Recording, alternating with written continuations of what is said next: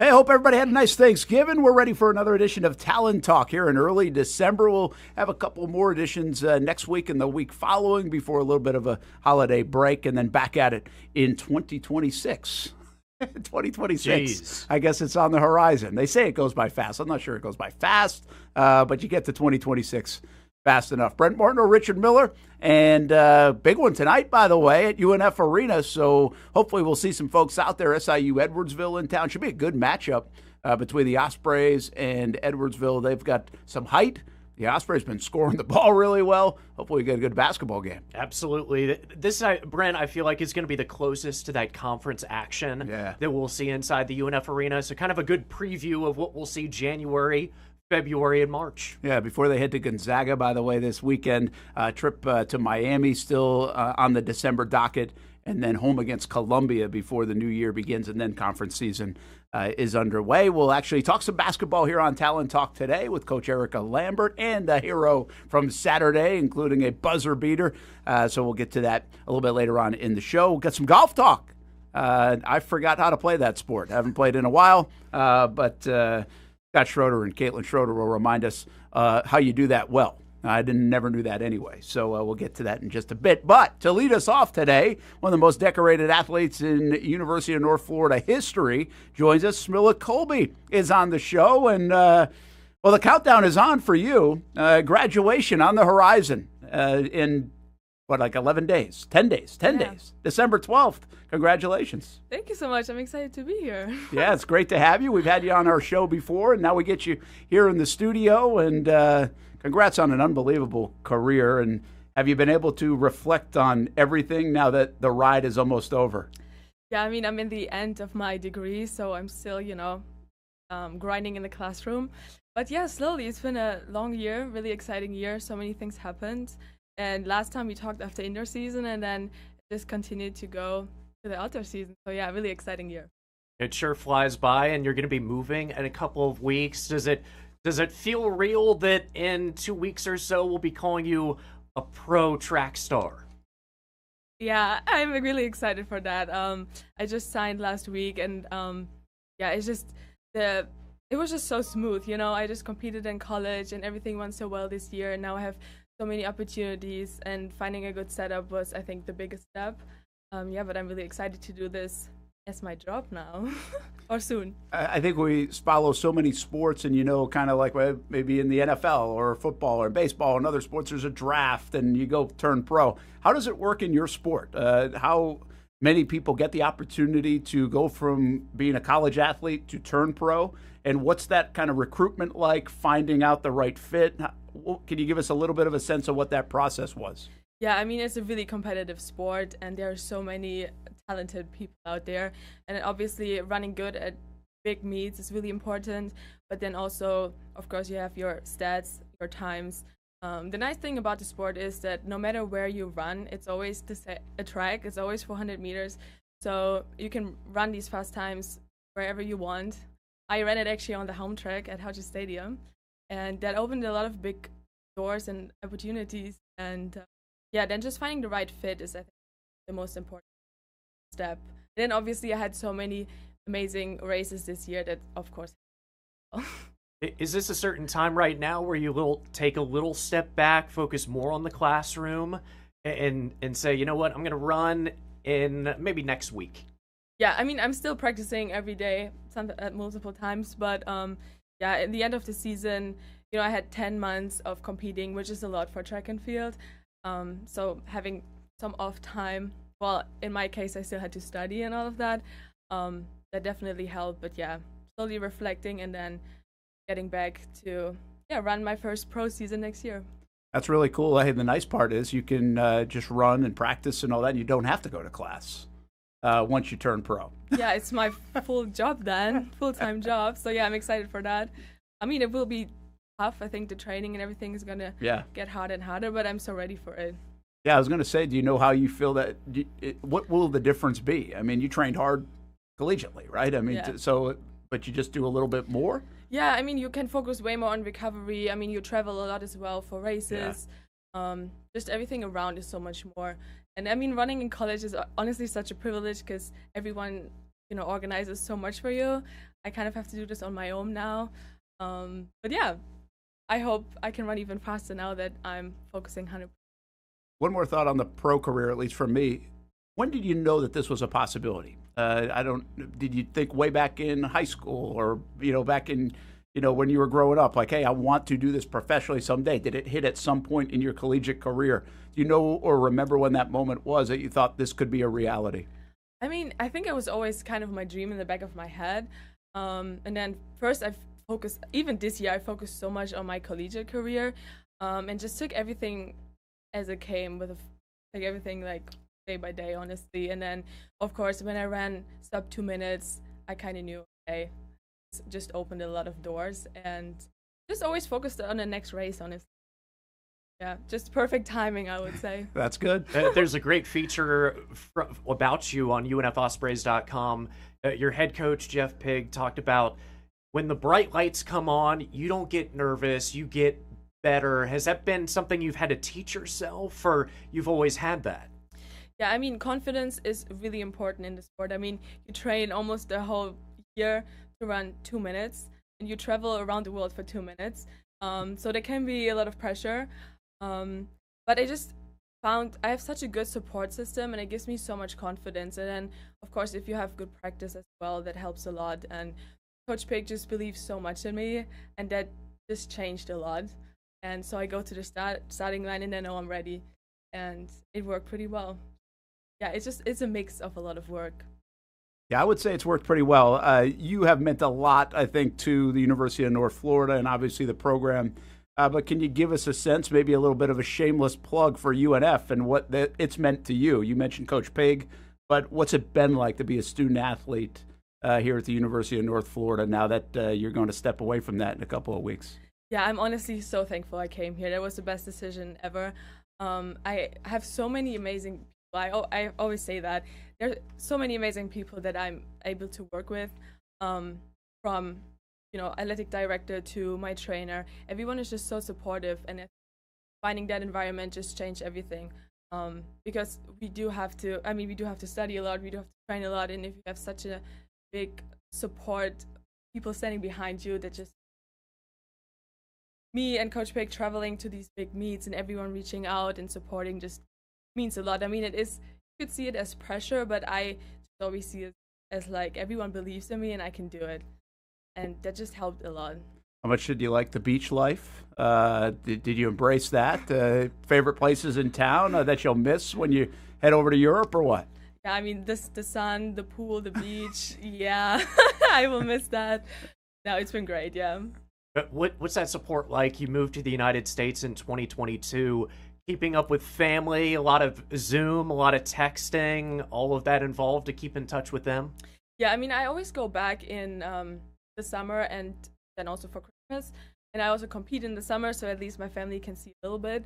But they get up in the middle of the night to support and watch the live stream. So yeah, I keep in touch with them. They're always excited when I come back, and I'm always excited to come back here too. So it's been good, yeah. How much emotion? You told me your dad's flying in tonight. Yeah. So he'll be here for the last couple of weeks of your stay in Jacksonville and there for graduation. That's going to be pretty neat. Yeah.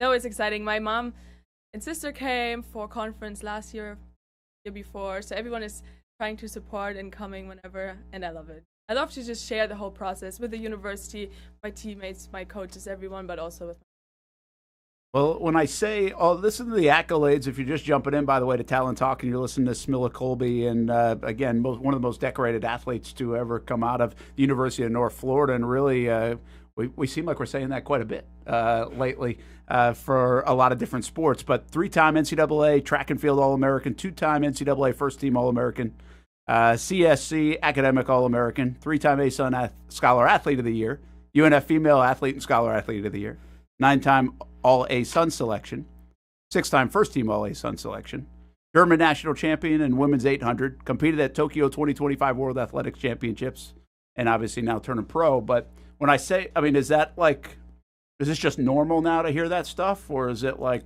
wow, like I've done a lot and I'm still kind of young and maybe have another decade or so to go in your running career? Yeah, honestly, I mean, I don't look at this that much. You should. Yeah, I just take a competition like just day by day. But I mean, yeah, that sounds good, but I'm ready for so much more. So I'm excited for everything that comes. Okay, give us the big dreams then. You turning pro, that's a dream come true. Check the box. Check the box. But what does that mean in the running world for your next step? We think Olympics. Yeah. Do you think Olympics? Yeah, in 3 years, Olympics in Los Angeles is the big goal, of course. I just have to stay healthy and keep running, and I think that is definitely the goal. And we have European Championships next year. I mean, just making it pro. I mean, turning pro is the first step, obviously, but then also competing at that level is really do. So I have to learn a lot of strategics, and just running fast is not enough in that world. There's a lot of things around it as well. Managing that, finding a good environment, those are and I think a lot is possible. Here on Talon Talk about a month ago, we talked about as a runner, you've got 2 minutes. Yeah. What are you telling yourself in your head? Are you thinking about a Netflix spoiler, Stranger Things? What's going through your head over 2 minutes? Yeah, I mean, it depends, of course, a little bit what kind of race it is, because it's a fast, strategic race. You don't have your own lane. You don't know what the others are doing. But you need to go to the starting line knowing that you can win. Like you can run fast and you can win. You have to have a lot of confidence.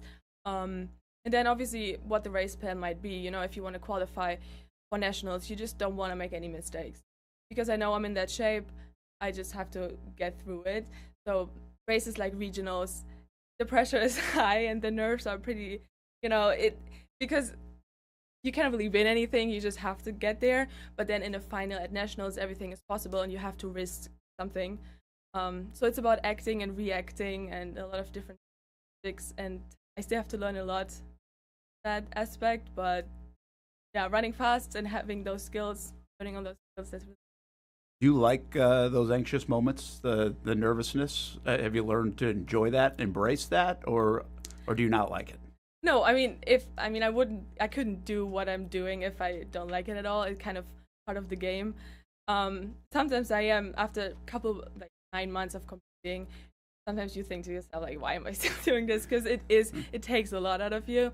But I always just tell myself that I need this to run fast, because races just, have shown that I kind of need the pressure, or that I can run well under pressure. And of course that gives confidence, and then you're looking forward to it, and just, that's what I need.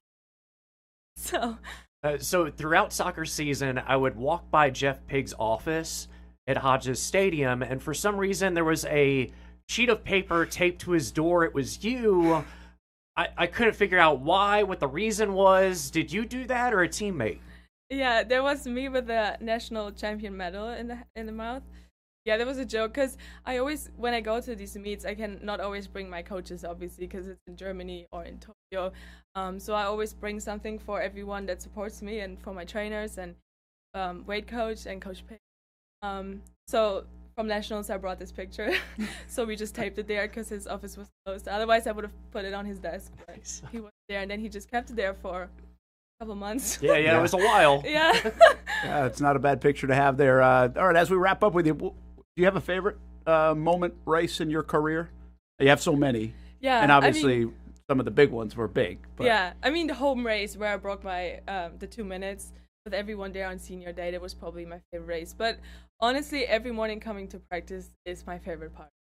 I'm always so excited, and I enjoy it so much. We have such a great team, so many amazing people and great, and I just love that every single day. Do you think that what you've done will help other people see how good of a program it is, and even if you're an elite runner, want to come here, obviously on this track, to this place, to this school, to this program? I mean, do you think you kind of proved you can do all the things that you want to do here at the University of North Florida? Yeah, I mean, in my eyes, this place offers everything you need, and especially in track and field, you can have so many different ways leading to success, and for me, this was the perfect place for that. So I hope I can maybe inspire some people, but also show that our university has just so much to offer. We have so many amazing people there, and there are no limits. It can be so there, and of for me, this was the perfect fit. Yeah, well, sure. You're the epitome of that. Smilla Kolbe, what a decorated career, and we wish you the best of luck. Congrats on graduation. Thank you. Coming up, what, criminal justice and sociology, you said? Psychology. Psychology, sorry. Yeah. Good luck in the final couple classes. Thank you. And then we'll be following the career, which I think will take you from Switzerland to Portugal to all over Europe, right? Yeah, and then hopefully a couple races here, and then Los Angeles 2028. Yeah, that would be pretty It great. would be nice. Well, good luck. We hope to see you there, and congrats again on a great career. Thank you. That's Thank you Smilla for having me. Kolbe, and we will come back and we'll talk a little golf right after this. Scott and Kaitlyn Schroeder on Talon Talk here on the Action Sports Jacks 24/7 network. Don't forget, big night tonight, UNF Arena, basketball team home against SIU Edwardsville, a tournament team from a year ago. Hope to see you out at the arena.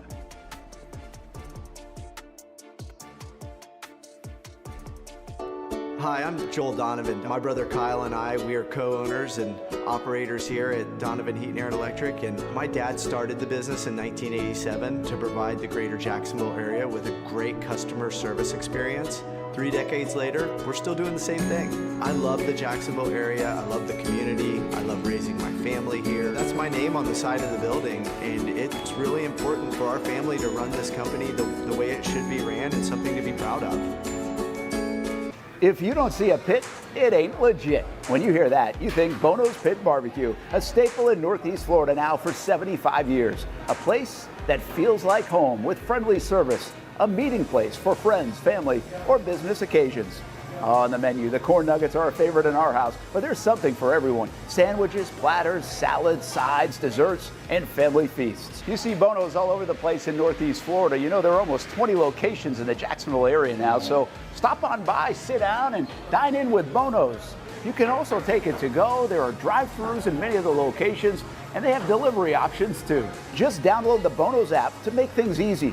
I signed up for the loyalty program, and you can too, to get special offers. If Jacksonville is home, few things feel more Jacksonville than Bono's Pit Barbecue. Celebrate 75 years and many more to come. Bono's Pit Barbecue. If you don't see a pit, it ain't legit. We're CSI companies. We partner with organizations nationwide to help employers like you find your dream team. You're looking to hire the best of the best, and we've got you covered, start to finish. Whether you're hiring for projects or everyday operations, we provide the talent, strategic solutions, and innovative technologies that keep your business ahead of the competition. This is your workforce, reimagined. This is CSI Companies. Baker Sports. It's a hometown business filled with hometown people trying to make you feel right at home. Chris Conley, Jacksonville University. Walker Wright, class of 2018, West Nassau High School. Michael Young, Fletcher High School. Baker Sports started in a grassroots way and now outfits much of the Southeast. Samuel Coffrin, Paxton School for Advanced Studies. High school sports, travel sports, youth sports of all kinds. They are a one-stop shop carrying Nike, Adidas, Under Armour brands, and more. Vincent Caldes, Oak Leaf High School. Tony Mazzio, Sandalwood High School, class of 2002. Whether it's sports teams on the field or it's your team in the workplace, like our Action Sports Jacks team, and community events like the Dream 18 Golf Tournament, and many others. Cole Tilley, Hilliard High School. Reagan Webb, Eagles View Academy. Look good, feel good, play good with Baker Sports. Custom sports apparel since 1997. Shop with the hometown team at bakersport.com.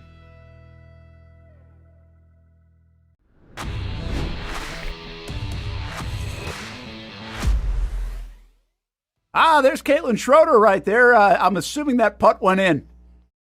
It had to go in. I don't even know where the hole is.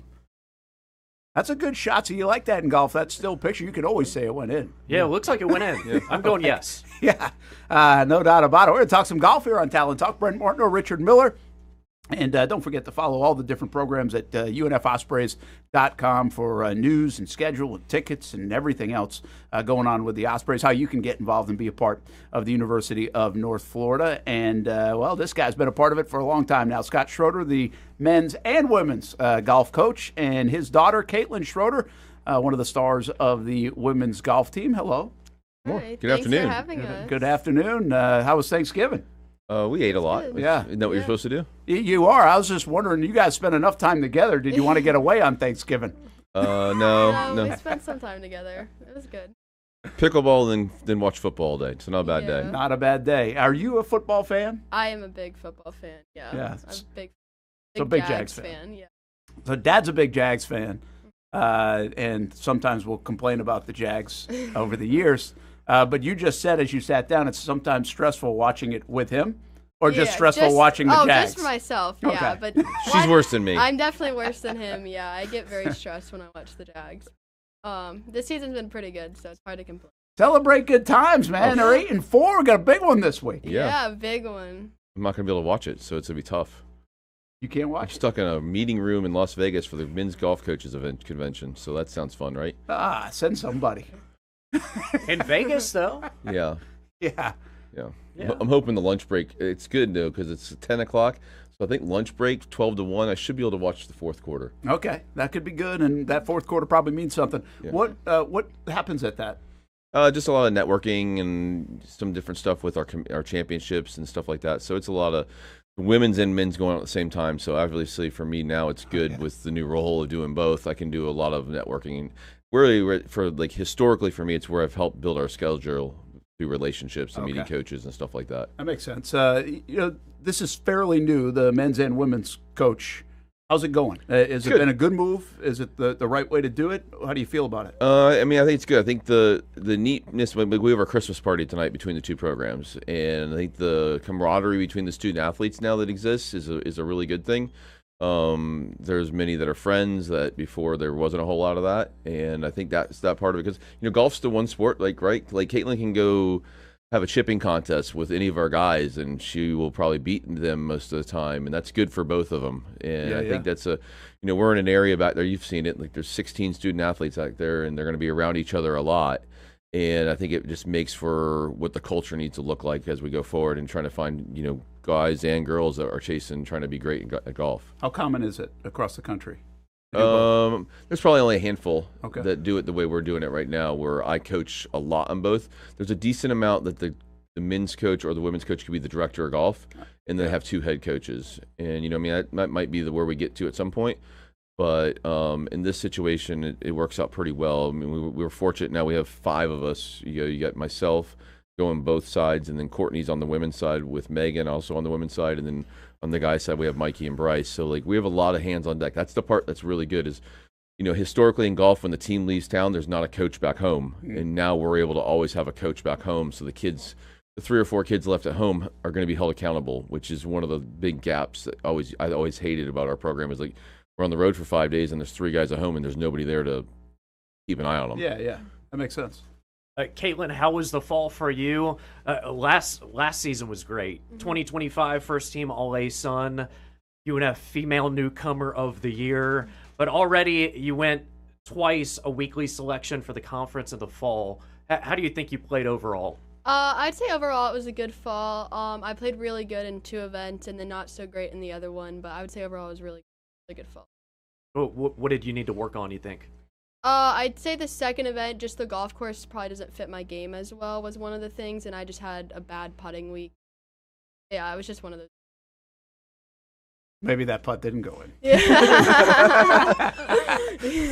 You started off at Alabama, and then you come to University of North Florida, obviously to play and be with your dad too. I don't know if that was the only reason. I'm just saying that's where you came back.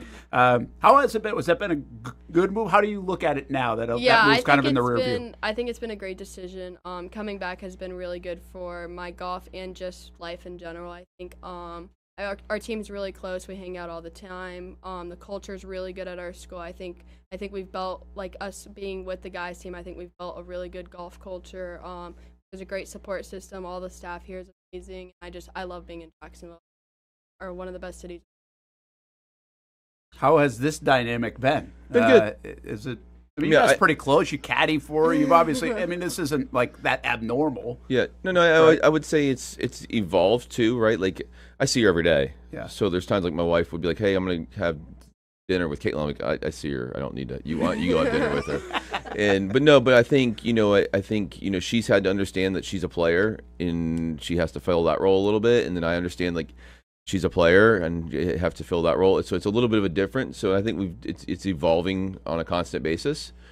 She's really, really competitive. I mean, if you go through the history of my coaching career, there's probably only a couple guys that I would say like were more competitive than her, and like a Philip Knowles would fall into that, all uber competitive. But like, so like, you know, athletes, whether they're male or female, that are that competitive, like there's going to be times that you have to like keep your mouth shut and just let them chill out, and that's just part of the process. And I think that's probably where I've had to evolve a little bit more, like going from a coach that like I got to just not say stuff at times that you like I would say to others, and like it's like any student athlete, right? Like you have to figure out how you're gonna get the most out of them. Like what I did to get the most out of Nick Gabrelchik was different than what I did to get the most out of Philip Knowles, and like she falls into that same boat, and that's no different when you're coaching anybody, right? Like that's just what, you know, as Liam's doing different stuff for guys with the Jags. And that's the challenge of coaching anybody, and it's the fun part of the job. Yeah, I feel like we used to have been in the business 25 years, used to ask this question kind of a lot. Like, hey, what's it like playing for your dad? And we see this a lot in sports anyway. It's not like that uncommon. Yes. But, and again, it kind of feels like you're pretty comfortable. For sure, very comfortable. And then I think like it's looked at like people think we spend so much time together. Like he travels with the guys too. So like when he went to Hawaii, I mean, I didn't see him for over a week. So it's not as much as you think, especially during the season. I probably saw him way more this summer than I did this past fall because he traveled, 4 times with the guys. So it's not like we're always together. And then, like, sometimes maybe he goes to the guys qualifying instead of ours or something like that. So it's not as much as you think. And then, it's really good. I mean, there's no one I'm going to be comfortable with. Yeah. Where's your game, kind of back to what Richard was talking about, where's your game right now, do you feel like? Maybe compared to when you first arrived on campus, and then where's, I guess the second part of that is where's the ceiling? Like how far away from where you want to be with the game? Yeah, I would say it's definitely gotten a lot better since I've gotten back to school. Fall was definitely a big improvement from the end of the spring, middle of the spring, and then I would say the ceiling is like, it's still like, obviously I haven't reached the ceiling. Like I think you're always pushing to, but I definitely think stepping in right direction, having a good spring. We play 7 times in the spring, so obviously hopefully my first win, but I try to just keep it more process goals versus results goals. It's very hard in the sport to control your success off results, so I think if I can just... But where does that competitive drive come from? Is that mom? Is that dad? Is that just you? It's probably both. I mean, I would say, he's really competitive, but my mom's really competitive as well. I think our whole family is, like, just growing up, like, playing little competitions in the backyard. Like, we hate to, even if it's just bragging rights, just to, like, hold it over their head for the rest of the day. Like, I love it so much. I think it's... Is that, Your mom was a better athlete in college, Richard. I can't really probably say that too loud. I mean, she'll hear this at some point, but, you know, because she was an elite tennis player at UNF back in the D2 days, and I was an average college golfer at best. But, like, I think at the end of the day, like, that, you know, it's the hate losing. It's the old Jordan rules. I think everybody talked about, like, right? Like Michael was so big on it. He enjoyed the winning, but he hated to lose, and that's a little bit of my mentality, and you know, that's like what I want to build within the program a little bit, whether it's the guys or the girls. And obviously, she's been around it for almost 20 years now. So that can be dangerous in golf too, right? Because you can beat yourself up a little bit too much. I mean, there's a little bit of a balance there, right? To really lean into the competitive side. Yep. But also, like, I guess, allow yourself some grace because it's golf. It's hard. It's hard. But I think that's why, like, we do preach the process. Like, you're going to do what the best you can today, and you're going to have bad days. Look at tour players, right? Like, they miss cuts, they play bad in majors. But the worst thing, like, tomorrow, you're going to get up at the same time that you're supposed to get up, or you're going to go do what you're supposed to do, because that's really all you can control. And it's a marathon, you know, because, I mean, the majority of the kids in both programs want to play for a living. So if at the end of the day you want to play for a living, like, you're going to have a month that's awful. But, like, are you going to get up? Are you going to go to the gym? Are you going to eat the stuff you should eat? Are you going to spend the time on your short game? Because if you're going to spend it in, like, you're trying to peak at 24, 25, and we're part of that journey along the way for them. Yeah, that's well said. Where are you at in your just the overall picture of specifically the men's golf team? Because that's where you've been front and center, and definitely shed some light on the women's golf team too. But you have had some unbelievable teams and unbelievable players, and that's cyclical at times, right? And especially in today's landscape. Is this a frustrating time for you right now? Yeah. Have you had to?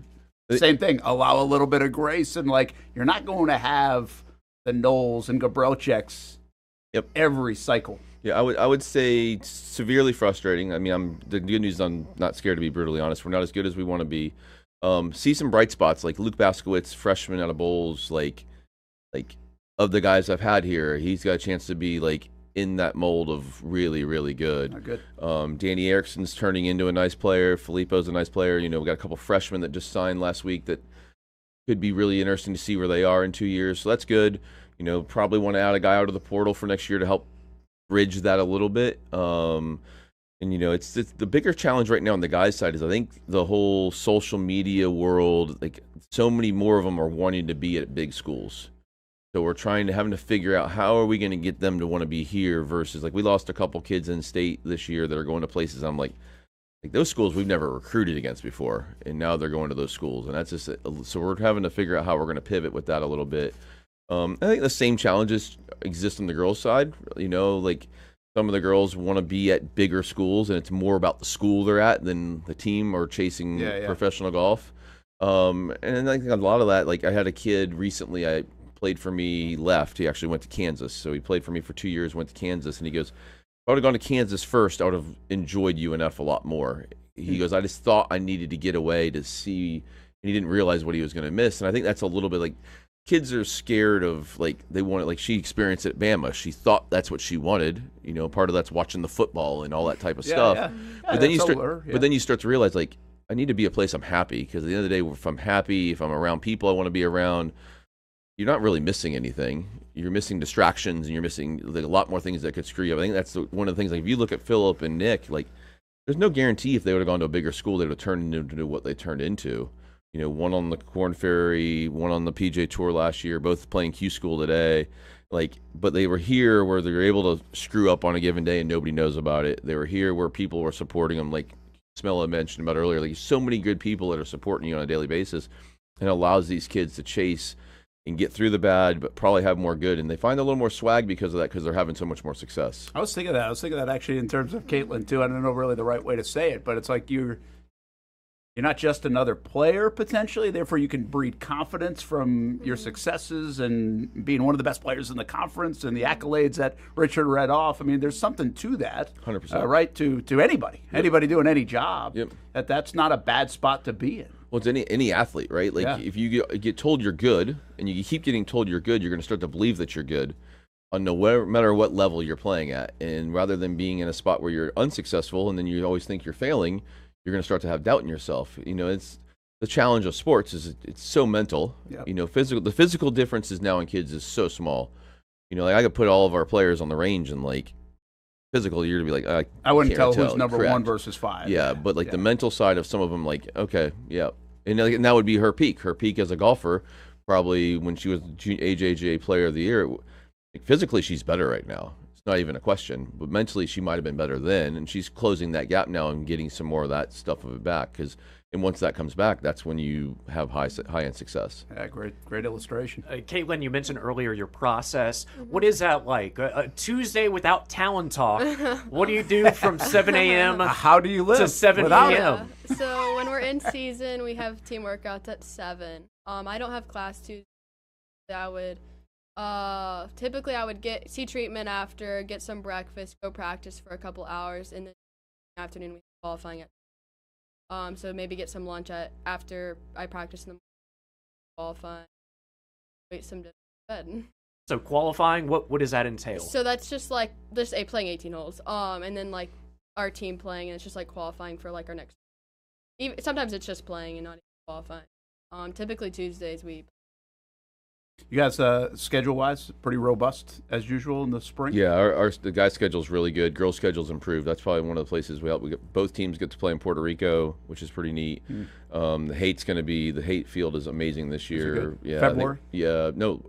Rolls right into the players, so early March. Early March, that's right. So it ends on Monday. The players, gets out of football season. But no, both programs have a chance to do some good stuff. Good. How about the Jags this weekend? I think they get a dub. I think Daniel Jones is hurt. I like that. So I like the dub. Big game against the Broncos coming up in 2 weeks. Hopefully that gets flexed to a little Sunday night for us. Don't plan on it. Okay. Because the reason is the Broncos also play on Christmas Day. Yeah. So I don't think they'll do that to them. Jags win this weekend? Oh, yeah. All right. Look at this confidence. I like it. You guys didn't really walk in there with that. I had to talk to you guys in like 8-4 is pretty good. It's okay. I felt a little doubt Yeah. Yeah, you know. But you guys, you nailed it. I'll be there, so hopefully I can bring some good luck. You're going. That's right. You're Yeah. going. You're not. All right. We'll have a good trip to Vegas. Sounds good. Thanks for having us, guys. You bet. Thank you Continued so success. much. Can't wait to watch you guys in the spring, and we'll have you back on, obviously, in the spring as well. By the way, I played golf once with Kaitlyn. I played with Scott too, but he was there. Yeah. It was Crushed amazing. you. Oh my! No, that wasn't going to be a story. It was just like boring. It was a boring 69, I think it was, at Sounds San about right. Jose. Yeah. Yeah. Me, you, and Ty were just hanging out. We were just hanging out, and it was all like the off the tee stuff didn't matter. It was after that. That's where it's good. See, that's why the putt went in. That's where the putt went in. Made a lot of those. Yep. All right, Kaitlyn Schroeder, Scott Schroeder. Happy holidays. You as well. Yes, Good Merry travels, and Christmas. go Ospreys and go Jags. We'll be back. Talon Talk right after this. We visit with the women's basketball team coming off a nice weekend. And we'll talk about it when we come back here on the Action Sports Jacks 24/7 Network.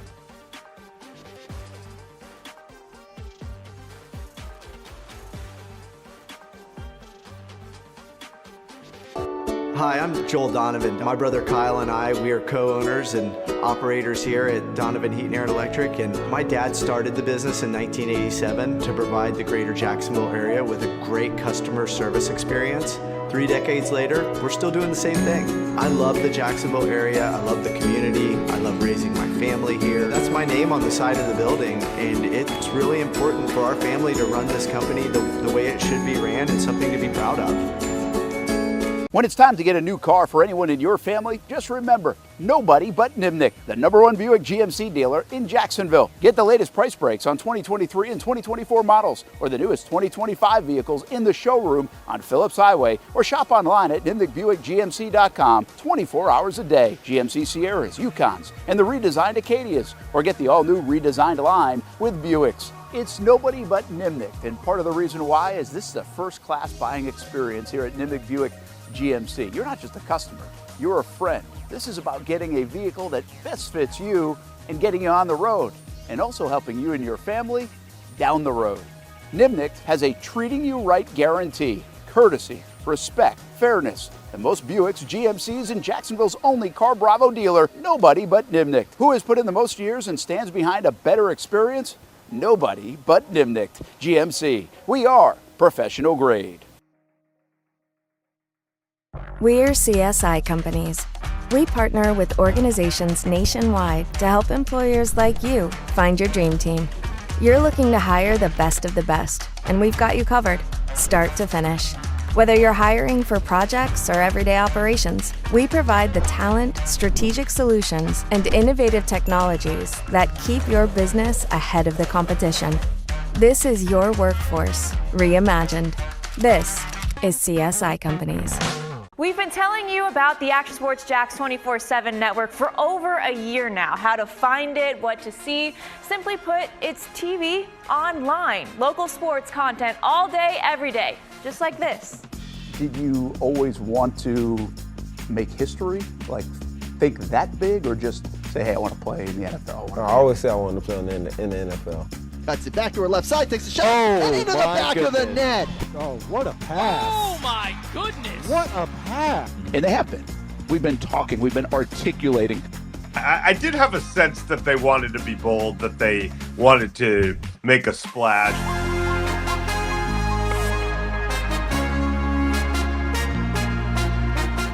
It's content you won't find on TV. Find it on actionsportsjacks.com and just sit back and watch local sports all day on the Action Sports Jacks 24/7 network.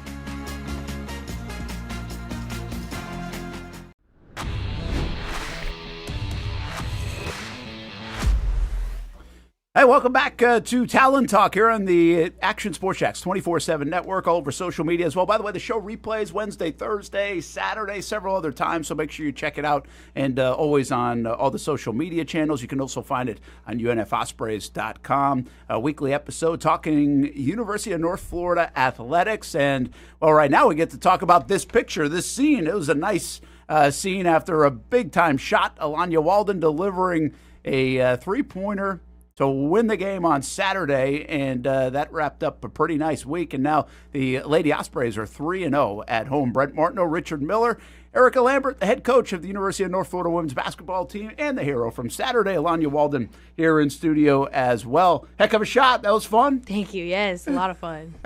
That's what you kind of dream about, right? Right.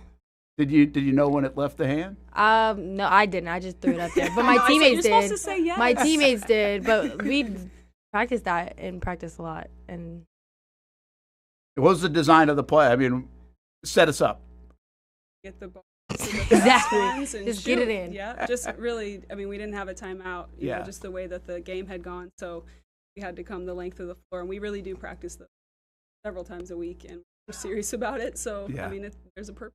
That's always nice when that pays off, right? I mean, I got to believe from your seat, you're like, okay, we've done this a lot, and it actually went the way at least getting the shot off. I mean, you don't know if it's going to go in, but obviously getting it off. Yeah, that was a lot of fun. But, I mean, she practices.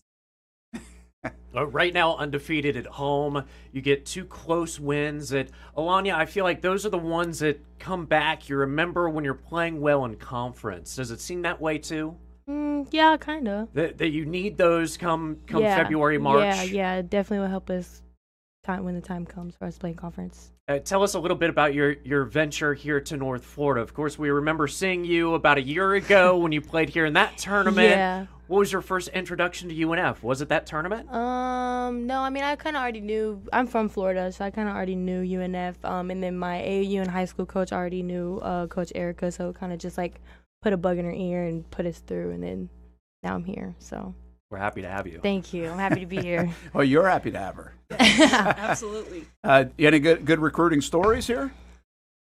Well, I actually was thinking about that picture that you showed before we started talking, because it's so, I mean, those are the memories that you remember with your teammates for years to come. They won't remember the score of the game, the win over Campbell, but they'll remember celebrating their teammate. And that picture's cool because Abby and Dub were AAU teammates, so they were teammates previously. And Abby's local. Yeah, yes. She's local, and so that they've played together and celebrated together before. But pretty cool for them to get to do it in a North Florida jersey, and then Des is her roommate. So yeah, it's just so is Abby too. Yeah, and Abby's her roommate.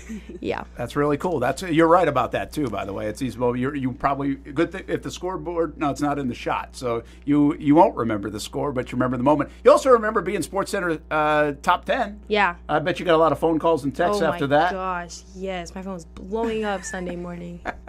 That's a big deal. It's really cool. I mean, that's the kind of stuff that you live for in this world, and I think anytime we can bring positive acclaim to the University of North Florida, we want to do it, and that's a pretty flashy way to do it. Man, I'll tell you, they played pretty good defense on that play too. Yeah, I think there's a still image of the shot, and I mean they're closed in on her pretty good. I'm not quite. She's so little, and shifty. She can get into small spaces. Yeah. Have you ever done that before? No, that was my first time ever. Wow, that's cool. First buzzer beater, not bad. Yeah. SportsCenter top 10, number 3. Yeah. But listen, I mean, in sports, like you play for a long time, sometimes you don't get that opportunity. Right. And again, other times it doesn't go in. Yeah. So that's just the nature of it. How do you like your team so far? I mean, obviously 3-0 at home, as Richard said, that's got to feel really good. And then even being able to win a game, like these close games, I bet feels like it will pay off down the road. Absolutely. I think hosting this event for Thanksgiving was really important for the growth of our team. I told the girls going into the season, the first 3 weeks of our schedule are a gauntlet. I mean, it was tough. We played some big dogs. We played some really tough competition. And then we started this stretch, and we kind of separated out into sections. So this 3-week stretch, we feel like we have an opportunity to win 5 games, and we're 2-0 in that stretch. So that's really important. I mean, it was 7 points was the differential in winning these 2 games last week. So there were a lot of just tight plays and execution things that I feel like we learned from, and late game situations that are valuable for the rest of the season for sure. Alanya, were there any fun things? It was Thanksgiving last week. You had to be around the team a lot, 2 games to get ready for. Yeah. What did y'all do as a team? My family actually, like I said, I'm from Florida, so my family actually came up, got an Airbnb, and hosted a huge Thanksgiving dinner for all of us. So everybody on the team is there, coaching staff, their families were there. So it was very, very homey. I know some girls are coming from California, Argentina, so some might not have their families there. So For Argentina and England, I think for one of the players, are they used to making a Thanksgiving plate? No, it's funny. Megan, the one from England, she was actually asking me like, Dub, what do I put on my plate? And I was like, just go crazy. Just try everything. Just try everything. It was her first Thanksgiving. She had a lot of fun. She thanked me for it, but I was like, just try everything. That's a good advice, by the way, for anybody. Yeah. Just go crazy. Yep. It's an interesting part of coaching basketball in this part of the calendar, where basketball falls in college. You got Thanksgiving. You're about to balance exam time and the end of the semester, then the holidays, and then right into the conference stuff. But I mean, is that challenging? Do you have to know kind of when to pull back a little bit, when to loosen up and enjoy the holidays and that experience, and then obviously for exams and everything else, give them their space? That's a really good point, and I try to be really intentional. I guess Dub could attest to that. But with our team calendar, we took 2 days off after the tournament. We didn't really have to from a physical standpoint, but I wanted them to have a day yesterday to focus on academics. UNF kind of has a 2-week period where there's final projects and things due, so it's really important to us that we adjust practice times or do whatever we need to do over the next couple of weeks to get serious about finishing the academic semester. But we're also on the road for 2 games. You're on the road a lot. Yeah. That's tough. We make accommodations and we have study hall on the road and all the things that we need to do. But yeah, and then really I think the most exciting part about it, these holiday breaks, is I told the girls, you're like a professional basketball player. You get to be a professional hooper. When we finish up the academic semester, then we have several weeks where it's just about basketball. Yeah, that is cool. And there's nothing else on their minds, so it's pretty fun. Yeah, that part's good. Other than conference play, it's my favorite part of the season. Oh, really? Yeah. Just because you can just lock in. I just got to worry about basketball. That's it. And you probably spend a lot of time with teammates. Exactly. Right? Exactly. Probably a good time for chemistry to kind of fill in. Do you feel like these close wins probably didn't have as many of those as you wanted last year? Can you feel the confidence of the team? Or maybe you won't feel it till you get back on the practice floor a little bit, but I got to believe that will breed some confidence naturally. I think it definitely gives us something to build on. It puts an application to all the things we've been working on and trying to figure out different lineups to play with, and just it takes time with 11 new players. It just takes time to know where your teammate's going to be and what you can rely on them to do. And so a huge confidence builder for sure. But we know that we've got a long way to go to get where we want to be. So I'm looking forward to just continuing to build on that this week at Georgia Southern and UNC Asheville. Coach, one of those newcomers out of the group, freshman Des McGill, yesterday ASUN Freshman of the Week. You could see it in her first home game, how impactful she was going to be this year. What have you seen her bringing to this team? Well, she's a dog. Yeah. Like, she brings so much energy every day, and everything about your freshman year is uncomfortable. Being a freshman in general at college is uncomfortable, but being a basketball player, there's a lot of challenges that come with that. Starting from the time she set foot on campus in June, she just attacks every challenge. She's always going to stop and pray first, and then she's going to beat the thing, and then she's going to praise God after that. True, very true. Just get ready to attack the next challenge. Yep. So she's one of the most competitive kids on our team. There's really nothing. I mean, if you tell her she can't do something, like the kid was not a three-point shooter when she set foot on campus. I hope I don't offend her, but she could barely get the ball to the rim from the three-point line. And now, like, she's lighting it up from the three-point line in practice and in games. And so she's really expanded her game, and I think it's rare to have a freshman post player with the finishing ability that she has.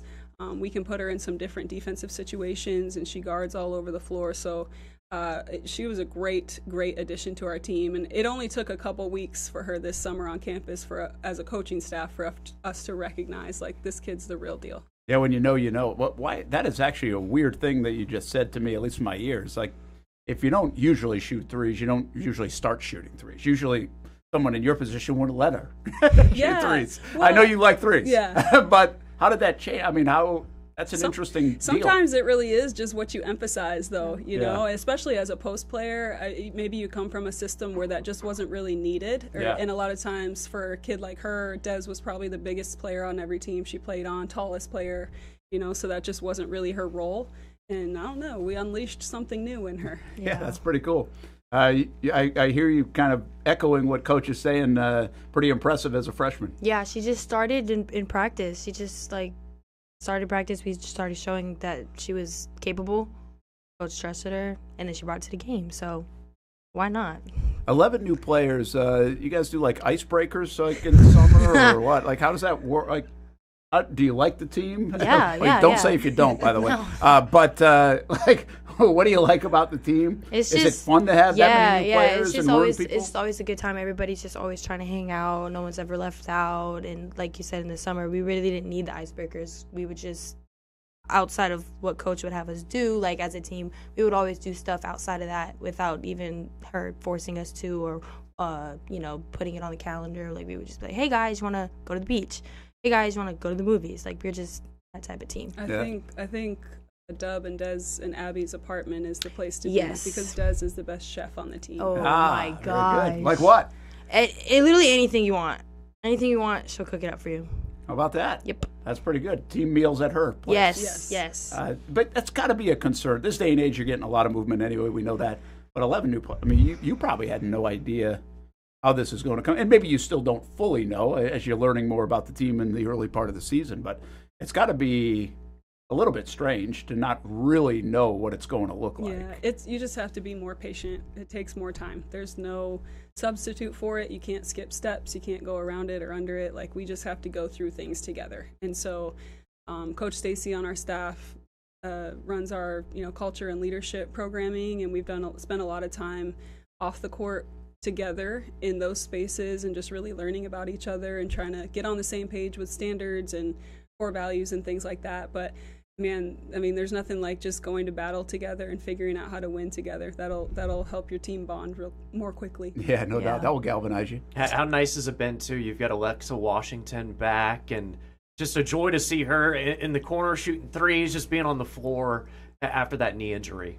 Yeah, I mean, she's the glue for us. She and I are the ones who have been here for the 3 seasons. She's in her 3rd season with me, and doing a great job playing point guard minutes and a duo with Alanya Walden over here. And she just knows me the best. She knows what I want on the floor. When the team huddles, she's looking at me, and we don't have to say as many words. It's just, so that connection, it still matters, even though every team in the country feels like has 8, 9, 10, maybe 11 new players.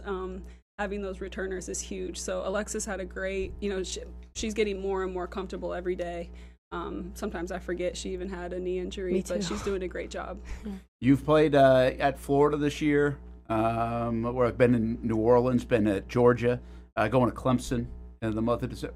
Do you love those games? Yeah, it's just an opportunity to get better. It's just an opportunity for us to grow as a team and figure each other out even more before conference play. Yeah, what's your approach in those kind of games? Even this month, you'll have Clemson coming up in later December. But how much can you grow in those games, even if sometimes the scoreboard might not look like it? Yeah, we look for small victories. Obviously we're always competing to win, but we try to figure out what can we get better at today. And so I think if, as a coaching staff, when we are evaluating post-game in those matchups where the score was not favorable, we can always find something that we got better at or something that we learned about our team. And we've had an opportunity to learn a lot about this group, and it's just going to help us, propel forward. So in each of those matchups, we've been able to add a tool to our tool belt defensively or offensively, something that we were trying to figure out, how does this apply to ASUN play? So it's really valuable. Alanya, we talked to Kaitlyn Schroeder earlier. You were here for that. Very competitive. I get the same sense from you watching you play basketball. Very competitive. Is that something that comes about by yourself or your parents or just family games? I think it's a good mixture of both. Both my parents were in the military and both served for about 15 to 20 years each. So I think just seeing them, have a really, really good work ethic, and it just taught me values and how to just work. Like, I don't know. It's just, I think I've got it from them, and it just turned it into basketball on court. Well, Richard mentioned games, though. We got card games on the bus, or is there something good that people play right now? Right now? Maybe Skip-Bo. That's popular in my family. Skip-Bo. She's never heard of that. I bet she hasn't heard of that. I was going to say. No, you guys don't. What do you do on the bus? Sleep? That and have our headphones on and just chill. Scroll Instagram. Look at SportsCenter Top 10. Yeah. Look at SportsCenter Top 10. The UNF Ospreys home just once in the month of December. Georgia Southern up next, UNC Asheville after that, then Clemson, and then it's conference season. Quick though, we might not talk to you until that time, at least here on Talon Talk. What do you think of the conference so far? How do you think it's going to be?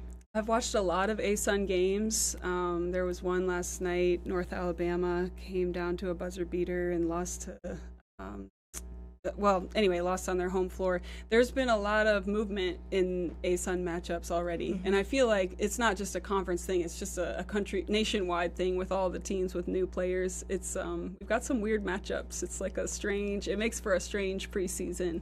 And you really can't judge how good teams are going to be right now. Everybody's in a similar boat to where we are, just learning about their teams. I think Tony Kemper's doing a great job at Central Arkansas, and Eastern Kentucky is beating everybody. So there's some front runners right now, but we've got a long way to go. Yeah, will you settle on a pretty good rotation, you think, is that what you'd like to do? Yeah, I think my goal was by this Thanksgiving tournament to really know who, our top minute earners were, and it's still a little up in the air, but we've got a few games to figure that out. And the truth is, we're just going to need contributions from everybody. Yep. This is a team that's going to play more people than we've been able to play in the past, which is a blessing, and I'm excited about it. Yeah, that's good. Megan Verbeeten, besides you, she's probably my favorite player this season out of the newcomers to watch. What is she like on the floor? Because I feel like she gives you all energy and effort every play. That's basically what you just said. A whole bunch of energy. She's just a ball of energy. Like, you never have to question if she's going to sprint her butt off, because she will. Looks like you got some personality on the team. Does that help? Does that showcase? Personality number one. Yeah. Right here. Yeah. But it sounds like energy. You hear a lot of those words, and how you guys are talking about teammates or other players. Does that translate? Absolutely. I mean, I think passion is a competitive edge in our sport. And so, to come in the gym and with loud voices and be energetic, like that translates to both ends of the floor. So I've been wanting that. I recruited that, and we certainly have it on this group. All right. Well, good luck on the road, and then we'll see you back home against Coastal Georgia on December 16th. Good luck with the exams as well. Thank you. Thank you. All right. And that's going to do it for another edition of Talon Talk. And check out more on the Ospreys, of course, UNFOspreys.com. Check out the women's basketball schedule when they're home, when conference season begins in January, which right away is like right off the rip, by the way, at UNF against Lipscomb on January 1st. Right on New Year's Day to start off 2026. Also tonight at UNF Arena, the men's basketball team hosts SIU Edwardsville. Good matchup. You can watch it on ESPN Plus. You can listen to it right here on the Action Sports Jax 24/7 network as well. So we'll see you at the arena tonight at 7 o'clock. All right, Richard. All right, see you soon, Brent. We'll see you next week, Tuesday edition. And don't forget, you can watch replays of Talon Talk multiple times of the week here on the network, as well on social media and on UNFOspreys.com.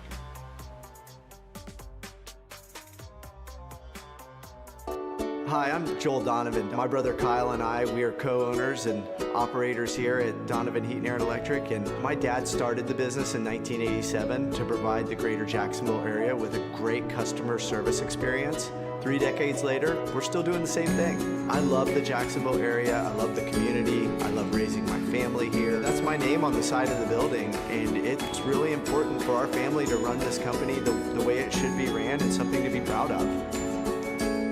If you don't see a pit, it ain't legit. When you hear that, you think Bono's Pit Barbecue, a staple in Northeast Florida now for 75 years. A place that feels like home with friendly service, a meeting place for friends, family, or business occasions.